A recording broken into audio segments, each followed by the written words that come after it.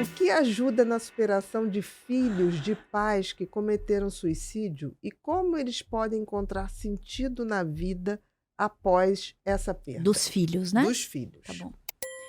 Na verdade, assim, primeiro, a gente fala em processo de luto, a gente não fala de superação. Alguns estudiosos do luto falam que a gente não supera luto, Exatamente. né? Mas eu gosto de brincar, eu sou transgressora e eu vou utilizar a palavra superação no sentido que a gente precisa ter superações, Entendi. né? Para Ações, superar. Superações exato, para ações superar. superiores àquelas que eu Uhum. conheço, porque aí então isso faz jus Entendi, à perfeito. pergunta: quem é você além da sua dor? Exatamente. Tá? Superações. Eu tenho que fazer novas ações que eu Novas, nem supunha exato. que eu Eu tinha. vou criar, né. Eu vou criar. Quer dizer, na verdade, tem um livro que é lindo, que é do Kimura, que é A Bagagem dos Viajantes. Ele fala que a necessidade é mãe da invenção. É verdade, Olha que é lindo, verdade, é não é? verdade.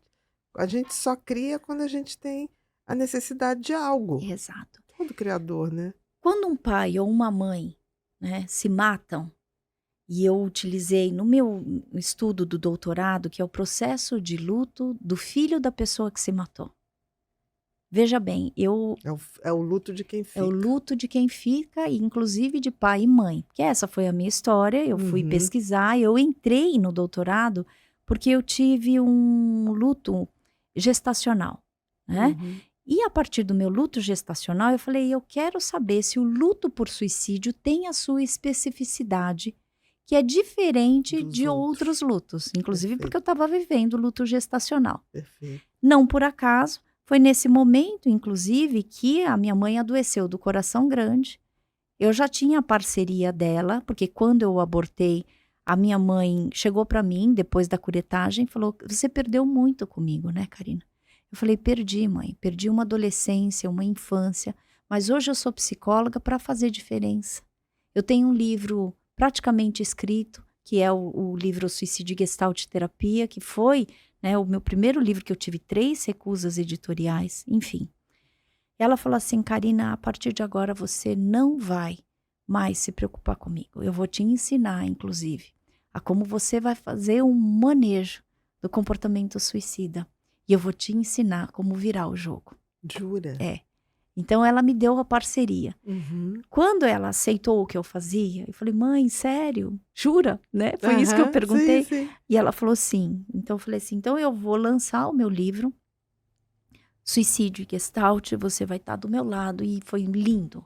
Esse Foi a lançamento a conexão, foi a né. nossa Aí que se fo reconexão. É. Uhum. E ela falou, e ela era bonitinha, porque eu assinava o livro e ela falava: "Posso assinar também, porque eu sou coautora? Porque eu sou a kamikaze." Eu que É, inspirei, eu que eu inspirei. que dei, É, porque eu né. coloco tá nesse Perfeito, livro todo. Eu perfeito. coloquei, já tá numa outra capa, com uma Aham. outra edição, tá? Suicídio e É. Mas esse foi Gestalterapia. o primeiro livro. Por que que eu tô contando isso? Tá aqui. Quando eu mudei, ele já tá com outra capa, Uhum. tá? Aí acho que se a gente pegar na loja virtual, para não confundir, tá? O título é o É, o mesmo, título é o Suicídio e mesmo, tá? Gestalterapia. Bom, Uhum. eu falei: "Bom, então eu vou o Mackenzie estava, né, que era a instituição que eu trabalhava na graduação, Muito ele estava me obrigada, meu exigindo amor. fazer Olha, ela doutorado." trouxe quentinho, Oba, pode levar esse obrigada. gelado. Hum, E aí eu falei: "Bom, eu vou mudar de tema, porque eu quero trabalhar com as pessoas que ficam."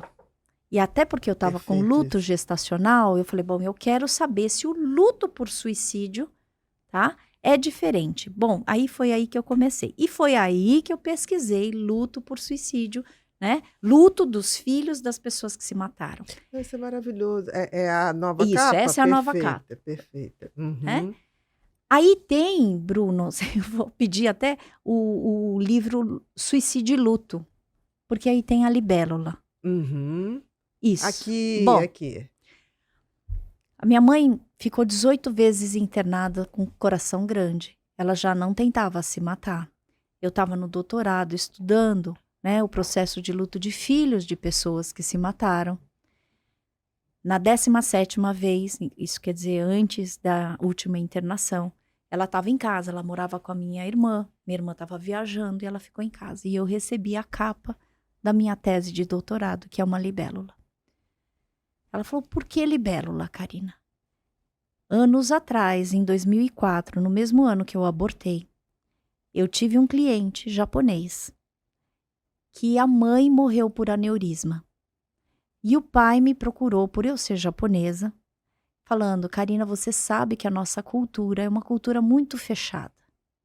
Então, Karina, eu gostaria que você trabalhasse com meu filho no luto dele, porque a minha esposa morreu quando ele tinha 4 anos de idade. E ele hoje tem 9. Ele nunca falou da mãe dele. Do assunto, né? Aí o que acontece? Eu abro o armário lúdico, ele vê dentro do meu armário os materiais e ele vê papel de origami, que é o que eu faço. Uhum, sim. Ele fez assim, papel de origami. Eu falei, você gosta? Ele falou, é a única coisa que eu fazia com a mamãe. Bom, A ponte. uma certa sessão, ele começa a falar, posso fazer origami? Aí eu falei, vamos fazer juntos. Aí eu falei, que origami que você sabe? Tsuru, que é o pássaro da esperança. Aham, Tsuru. Bom, ele cantando uma música em japonês e fazendo origami. Eu não sei falar japonês, Uhum. mas eu sabia que a palavra tombo significava libélula. Akatambo, Perfeito. tombo. Joguei, Akatambo. depois dessa sessão, akatambo. Depois dessa sessão, eu joguei na internet, Bia. Aí aparece a ideia de que as libélulas mamães reproduzem e elas têm de 24 horas a 48 horas de vida e elas deixam os filhos.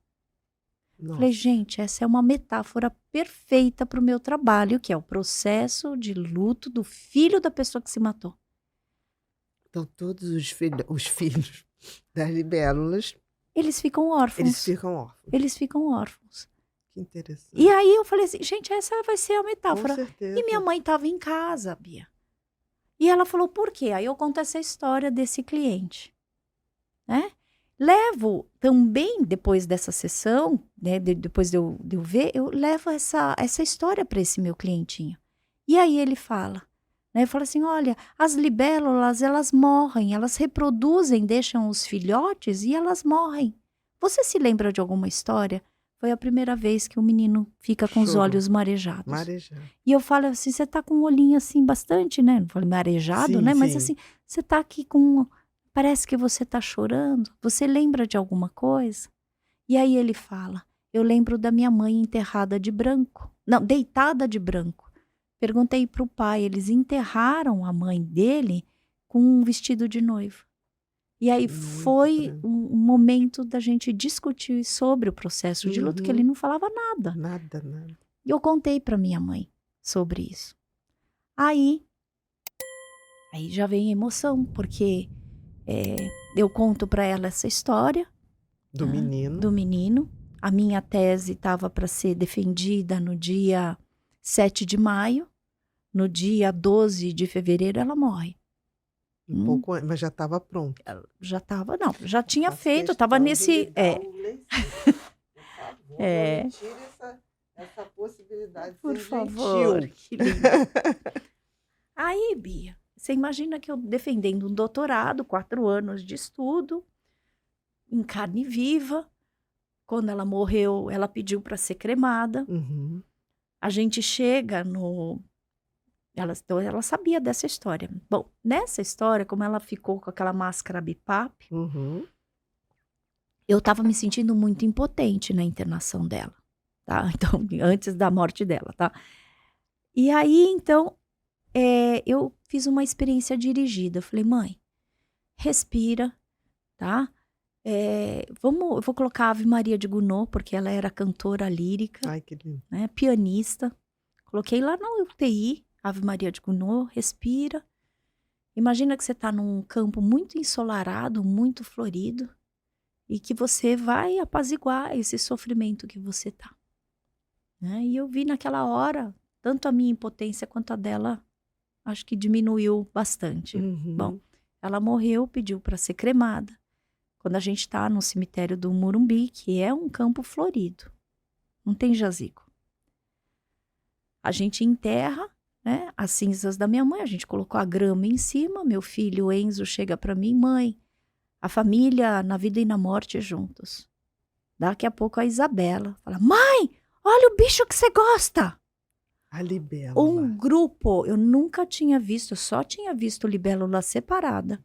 Um grupo de libélulas junto. Eu falei, gente, eu tô louca, me belisca, porque não porque é a possível, Isabel que eu tô alucinando, A mas eu tô Isabel falou. mas você imagina que eu tava Isabela. em carne viva, né? Eu Com falei assim, gente, certeza. eu tô delirando aqui, né? Me belisca, é isso que vocês estão vendo? Um grupo de libélulas. Quando eu chego do cemitério, eu jogo na internet. Grupo de libélulas se chama efêmera. Da palavra efêmera, Efêmera. que é curto, Da efemeridade. da efemeridade. Bia, aquilo foi realmente a esperança que eu tive, inclusive, para ter forças para eu defender a minha tese de doutorado. Quase que a vida te dizendo, a Continua. vida é assim e continua. Que é Sempre. efêmero. E é efêmero. A vida me dando dicas. E aí, então, eu tive forças com essa história. Uhum. Coloquei no começo da introdução essa Não história. sabia disso, coisa linda. E aí, assim, todas as vezes, que aí você vai ver na vida não é do jeito que a gente quer, todas as vezes que eu tava com problemas, aparece uma libélula ainda hoje. Jura? Inclusive com a inflamação cerebral. Então aqui eu tenho até, eu tirei foto porque eu falei, gente, ninguém vai acreditar em mim, né? Nem eu. Mas daqui a pouco Não, eu porque vou te libélula não mostrar. é Não é um inseto bicho, não. normal de você ver. Não, e Não tem todas as como. vezes que eu tenho a perda da fé, vem uma libélula em forma, sabe? Te Olha lembrando. aqui. Esse aqui, essa libélula que apareceu, foi um brinco. Eu fui fazer ressonância do pulmão, além de estar com a inflamação cerebral, eu estava com pneumonia. Eu vejo no vestiário do hospital um brinco. Em forma de libélula. Poderia ser qualquer coisa. Com certeza. Né? Com aí certeza. eu falo, meu Deus, aí a primeira deixa. A segunda foto foi na Tô chácara vendo. que a minha mãe criou, que Ela construiu. aqui Exato. no lustre. Último dia do ano, em 2014. Ela apareceu. Meu marido que me mandou essa foto. Inacreditável. Não, totalmente acreditável. Aí, ó, que acontece mais, para piorar, para melhorar, né? Porque, Melhorar. eu moro no 7º andar de um apartamento em São Paulo, na Grande São Paulo. Uhum. 7º andar. Eu ia voltar pro pós-doc, ia ver pessoas que eu não queria ver, que inclusive agravaram muito a minha inflamação cerebral. Uhum. No dia seguinte, né, eu pedindo, inclusive, para sonhar com a minha mãe, porque no dia seguinte eu iria para a USP. Peço para sonhar com ela. Daqui a pouco o Enzo, mãe, tem um bicho aqui. Na persiana. Essa libélula, ela vai pro lustre, que eu tirei foto. Ela entrou, eu me vi como aquela criança pequena, de 10 anos, desesperada, porque achei que a libélula ia morrer queimada. E eu falava, pelo amor de Deus, faz não sei o quê. Aí o Enzo falou, pô, vó, de novo? Vai morrer de novo. Quando ele fala isso, olha para onde ela vai. Ela sai do lustre, que eu não alcançava, e ela vai pros Minions. Aqui tem um Minion aqui do ladinho. Aí eu pego a libélula e jogo pra varanda. Ela volta. Ela fica aqui. A Jennifer, que era a babá dos meus filhos na época, ela falou, Dona Karina, Que é isso? Que é isso? Pelo amor de Deus, ela é evangélica? O que é isso? Eu falei, o que foi? Ela voltou para as tuas costas, Dona Karina. Eu pego, e eu falo para ela assim, conversando com a libélula, parece uma loucura, mas eu falo para ela, mãe, tudo que você já fez, você precisou fazer na tua vida. Agora é comigo, entendi. Perfeito. Vai. Perfeito. Vai. Aí que foi a reconexão mesmo. Aí voltei pro doutorado. Não é a conexão real. Foi o sentido. Do tipo... Caiu a ficha. Agora é comigo. Exato. Agora é comigo. Que coisa, né? E assim que é o luto de um filho, de uma pessoa que se mata. Isso tudo é para contar. Né? Que o luto de um pai ou de uma mãe é a gente ficar madeira à deriva. É a gente entender que os pais da gente puderam ficar com a gente o tempo até o momento que eles puderam, mesmo que eles tenham se matado. Isso não vai ser retirado da gente.